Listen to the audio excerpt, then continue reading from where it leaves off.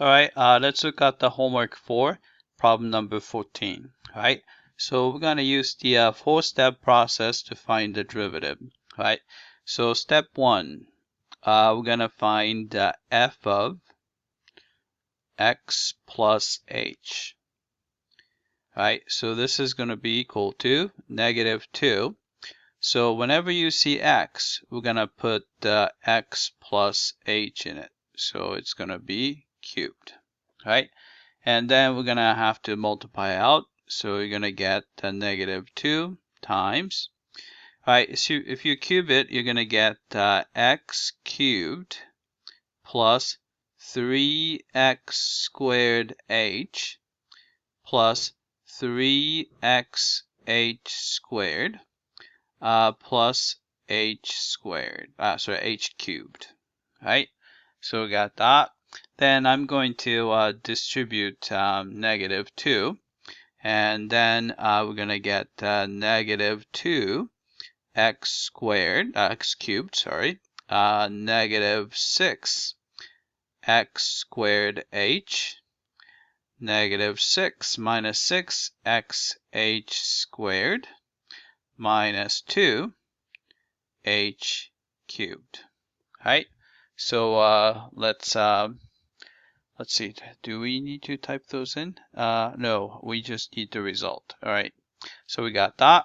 And the step 2, we're going to compute f of x plus h minus f of x. Right? So I'm just going to copy this. It's a -2x cubed minus 6x squared h minus 6x h squared minus 2h cubed. Then we subtract the original function, which is -2x cubed. Right? So we can cancel -2x cubed minus -2x cubed. Right? Then what I'm going to do is actually every single one of the term has h in it. So I'm going to pull out h. So factor h out. Then what's left is -6x squared from this term here minus 6xh minus 2h squared. Right? So we got that. Right? And step 3 is going to be just the difference quotient. So x plus h minus f of x all over h. Right? So this is going to be h times -6x squared minus 6xh minus 2h squared, and then all over h. Right? So we can cancel h on top and h on the bottom, and this will give you simply -6x squared minus 6xh minus 2h squared. Right? And the last step is we're going to take the limit as h approaches 0 of the difference quotient. So f of x plus h minus f of x all over h. Right? So this is going to be a limit as h approaches 0. So we just put in the result from step 3.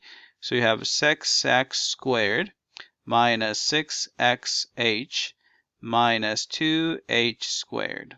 Right? But since h is going to 0, so this is going to 0. And this guy is going to 0 as well. So the last two terms go to 0, and the only thing that's left is this first term, which is -6x squared. All right, so let's type it in. -6x squared. All right, check the answer. All right, we got that. All right, if you want to find f prime of 1, so all you have to do is plug in 1 here, so it's going to be just -6. All right, check the answer. All right, we got that. And here, f prime of 2, so plug in 2. So it's a negative 6, 2 squared. So negative 6 times 4, so negative 24. All right, let's check the answer. All right, we got that. All right, f prime of 3 would be negative 6 times 3 squared. So 6 times 9 is 54, so it's negative 54. All right, check the answer. All right, got that. All right, that's it. I hope that this was clear.